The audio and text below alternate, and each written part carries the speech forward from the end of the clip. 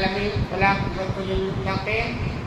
والصلاۃ والسلام علی رسول کریم اما بعد۔ باتیں شیطان کی صفات کے تعلق سے چل رہی ہیں کہ شیطان کس کس طریقے سے انسان کو گمراہ کرتا ہے، وسوسے میں ڈالتا ہے، پیچھے لگا رہتا ہے، اور ایسے بہت ساری حرکتیں انسان کے ساتھ وہ کرتا ہے۔ حدیث نمبر 3276، قال ابو ہریرہ رضی اللہ عنہ قال قال رسول اللہ صلی اللہ علیہ وسلم۔ ابو ہریرہ رضی اللہ عنہ بیان کرتے ہیں کہ نبی کریم صلی اللہ علیہ وسلم نے ارشاد فرمایا، یاتی الشیطان احدکم، کہ تم میں سے کسی کے پاس شیطان آتا ہے، یعنی جتنے لوگ ہیں ہر ایک کے پاس شیطان آتا ہے، پیچھے لگا۔ ایک شیطان تو آلریڈی ہمیشہ رہتا ہے، وہ بھی وسوسہ دلاتا رہتا ہے۔ اس کے علاوہ بھی بس اپنا شیطان آتا ہے، فیقول، پھر وہ کہتا ہے من خلق کذا، اس چیز کو کس نے پیدا کی، یعنی وسوسہ دلاتا ہے۔ خاص طور پر آدمی کے پاس علم نہیں ہے، ایمان کمزور ہوتا ہے، قرب الہی اس کو میسر نہیں ہوتی، ذکر و اذکار اس کی زندگی میں نہیں ہوتی ہے، اور وہ تنہائی میں ہوتا ہے، فری ہوتا ہے، تو ایسے وقت میں شیطان کیا کرتا ہے، اس کے دماغ میں ایسے وسوسے ڈالتا ہے۔ اس لیے آدمی کو چاہیے نا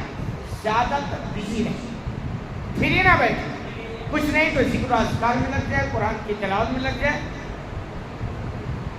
چوتھا کلمہ کی فضیلت 100 مرتبہ صبح 100 مرتبہ شام پڑھنا اس میں لگ جائے، یعنی کچھ نہ کچھ وہ کرتا رہے، اسی میں بھلائی۔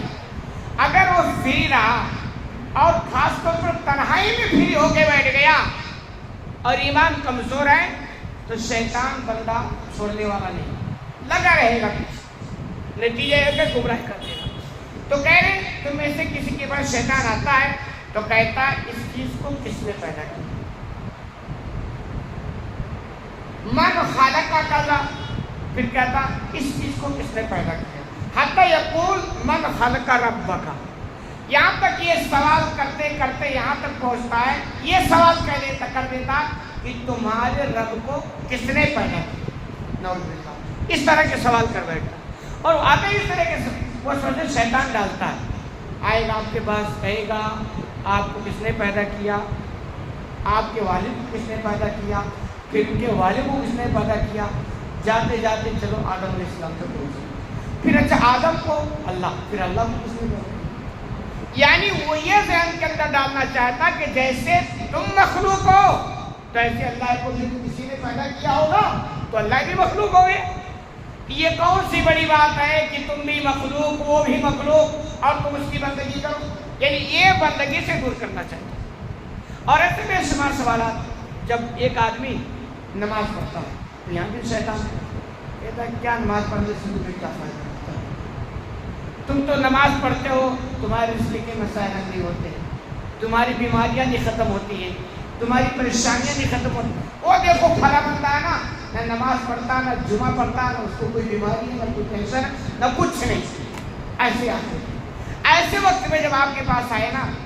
تو ایک تو ہے اعوذ باللہ پڑھنا ہی چاہیے، اس کے ساتھ یہ کہنا چاہیے کہ ہم نماز اس لیے نہیں پڑھتے کہ ہماری بیماری دور ہو جائے، ہم نماز اس لیے نہیں پڑھتے ہیں کہ ہمارے رزق کے مسائل حل ہو جائیں، ہم تو نماز اللہ کی عبادت کے لیے پڑھتے ہیں، اللہ جب چاہے گا تو ہمارا سارا مسئلہ حل ہوگا، نہیں چاہے گا تو نہیں حل ہوگا، انشاءاللہ آخرت میں صبر ہو جائے گا۔ اس طرح کے وسوسے جب آئے نا تو آدمی کو ایسا ایمان مضبوط کرنا چاہیے۔ تو ایسے وہ بندہ شیطان آتا ہے، کسی کی بات کہتا ہے کہ کس نے پیدا کیا فلاں فلاں، یہاں تک کہ رب کو کے بارے میں سوال کر دیتا ہے، کہہ رہے فَإِذَا بَلَغُوا فَلْيَسْتَعِذْ بِاللَّهِ وَلْيَنْتَهِ، جب ایسا ہو جائے یعنی کسی کے ساتھ تو اس کو چاہیے کہ وہ اللہ کی پناہ طلب کرے، یعنی دوسرے حدیث میں ہے کہ اعوذ باللہ من الشیطان الرجیم پڑھے غالباً، اور بائیں طرف 3 مرتبہ تھو کرے، تو گویا ہوتا ہی ہے ہر مسئلے کا حل جانتے کیا اللہ کی پناہ میں آئے، آپ اللہ کی پناہ میں آ گئے اور اللہ آپ نے دعا کی کہ اللہ مجھے اپنی پناہ میں دے، اور اللہ نے آپ کی دعا قبول کری، سارا مسئلہ حل۔ پھر شیطان کا باپ بھی آپ کا کچھ نہیں بگاڑ سکتا، شرط یہ ہے کہ آپ کو اللہ کی پناہ مل جائے۔ تو جب بھی ایسے وسوسے آئیں تو کوشش کریں اللہ کی پناہ میں آئیں اور ولیانتے اور ایسے خیالات کو جلدی سے چھوڑ دیں. جیسے آدمی نماز میں کھڑا ہوتا ہے تو بسا ہوگا بہت سارے خیالات ہوتے ہیں. جیسے اب اس کے بعد آپ کو احساس ہوا آپ کہاں کھڑے ہو نماز میں, فوراً ساری چیزوں کو چھوڑیں. میں تو اللہ کے دربار میں کھڑا ہوں, یہ سب کہاں سے آتا ہے؟ تو ایسے جب وسوسے آئے تو بندے کو فوراً ان ساری چیزوں کو ذہن سے نکالنا چاہیے اور اللہ کی پناہ میں آنی چاہیے. اسی لیے بار بار آپ دعا کریں کہ اللہ ہمیں شیطان کی گمراہی سے بچا, شیطان کے وسوسے سے بچا, شیطان کی فتنے سے بچا, کیونکہ شیطان تو ہر ایک کے پیچھے لگا ہوا ہے. آپ اگر غفلت کے شکار ہوگے تو وہ بندہ چھوڑے گا نہیں, وہ آپ کو جہنم تک پہنچا کے رہے گا. تو ہمیشہ شیطان سے ہمیں آگاہ رہنا چاہیے. اس طرح کے سوالات آئیں تو اللہ کی پناہ ڈھونڈیں اور ایسے سوالات کو ذہن میں جگہ دینے کی کوشش نہ کریں. اللہ رب العالمین سے دعا ہے کہ الہ العالمین تمہیں کہنے سے زیادہ مت کرنی کی توفیق عطا فرما.